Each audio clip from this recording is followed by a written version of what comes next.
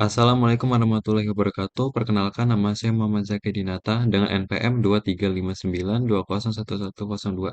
Di sini saya akan membuat video tugas untuk memenuhi MK Manajemen Keamanan Sistem Informasi. Assalamualaikum warahmatullahi Assalamualaikum warahmatullahi wabarakatuh. Perkenalkan nama saya Muhammad Zaki Dinata dengan NPM 2359201102. Di sini, saya akan membuat video tugas untuk memenuhi MK Manajemen Keamanan Sistem Informasi. Di sini saya akan menjelaskan mengenai social engineering, konsep dari manipulasi psikologisnya, teknik teknik umum yang digunakan social engineering, dan terakhir, cara yang bisa dilakukan untuk mendeteksi dan menghindari social engineering tersebut. Langsung saja, pengertian social engineering. Social engineering adalah metode serangan cyber yang memanipulasi psikologis korban untuk mendapatkan informasi sensitif atau akses ke sistem tanpa meretas secara teknis. Pelaku biasanya menyamar sebagai pihak terpercaya seperti staf IT atau instansi resmi dan memanfaatkan rasa percaya, panik, atau ketidaktahuan korban. Teknik ini dilakukan lewat email, telepon, pesan teks, atau secara langsung dan sering menjadi pintu awal serangan cyber lainnya. Selanjutnya, konsep manipulasi psikologis. Manipulasi psikologis dalam social engineering adalah inti dari strategi serangan ini, di mana pelaku memanfaatkan emosi, kebiasaan, atau kepercayaan korban untuk mendapatkan informasi atau akses secara sukarela tanpa paksaan teknis. Pelaku biasanya mempelajari target terlebih dahulu, lalu memanfaatkan kelemahan psikologis seperti rasa percaya, ketakutan, rasa panik, kesompanan, atau bahkan keserakahan. Misalnya, pelaku bisa menciptakan situasi mendesak seperti ancaman pemblokiran akun agar korban panik dan langsung memberikan data. Dalam kasus lain, pelaku bisa berpura-pura menjadi atasan atau rekan kerja agar korban merasa wajib menuruti perintah. Teknik lain memanfaatkan iming-iming hadiah atau bonus agar korban tergoda mengklik tautan atau mengisi data pribadi. Tujuan dari manipulasi ini adalah membuat korban percaya bahwa mereka bertindak secara benar dan aman. Padahal, sebenarnya mereka sedang dimanipulasi untuk membuka celah keamanan karena sifatnya yang halus dan sulit dikenali. Social engineering sangat efektif dan sering berhasil meskipun sistem teknologi sudah terlindungi. Kemudian di sini ada teknik-teknik umum social engineering. Yaitu ada pretexting. Pretexting, pelaku membuat skenario palsu. Preteks untuk mendapatkan informasi dari korban. Biasanya melibatkan penyamaran sebagai seorang yang memiliki hak akses atau kepercayaan. Contoh, menyamar sebagai petugas IT yang meminta password untuk perbaikan sistem. Selanjutnya, soldier surfing, mengamati secara langsung saat seorang memasukkan informasi rahasia, seperti PIN atau password. Contoh, melihat seseorang mengetik PIN di ATM atau password di komputer umum. Dumpster diving, mencari informasi sensitif dari sampah fisik seperti dokumen bekas, catatan tulisan tangan, atau perangkat elektronik yang dibuang.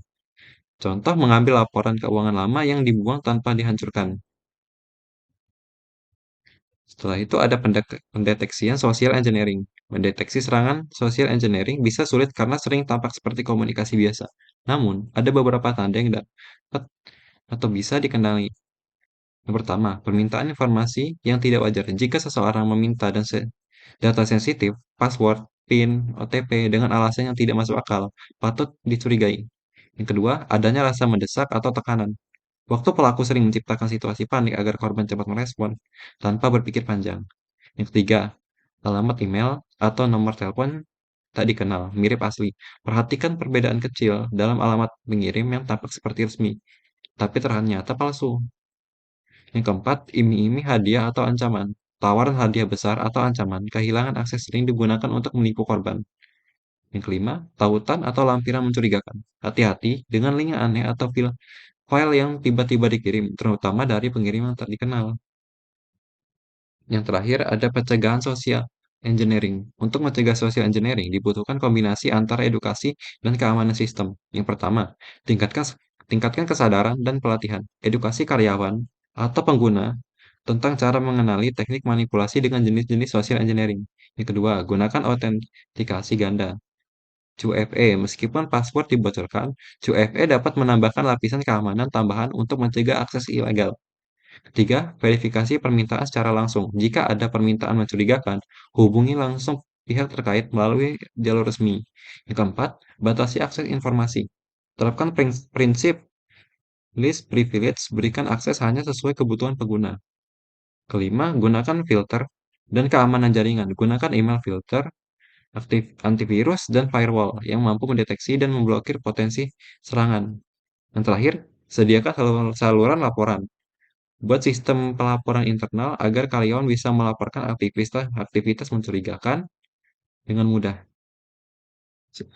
Jadi kesimpulannya, social engineering adalah ancaman serius dalam dunia keamanan cyber karena penyerang bukan dari sisi teknis, tapi dari sisi psikologis manusia. Teknik ini memanfaatkan kepercayaan, kepanikan, hingga kebiasaan korban untuk mendapatkan informasi sensitif atau akses ke sistem.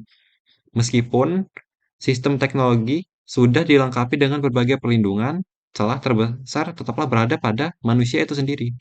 Teknik tersebut seperti pretexting, shoulder surfing, dan dumpster diving membuktikan bahwa serangan bisa terjadi kapan saja dan lewat cara yang tidak terduga. Oleh karena itu, kewaspadaan edukasi dan budaya keamanan informasi sangat penting untuk mencegah terjadinya serangan ini. Dengan memahami cara kerja social engineering dengan mengenali tanda-tandanya, kita bisa lebih siap untuk menghadapi serangan dan menjaga data pribadi maupun organisasi dengan aman. Sekian yang bisa saya sampaikan, kurang lebihnya saya mohon maaf. Wassalamualaikum warahmatullahi wabarakatuh.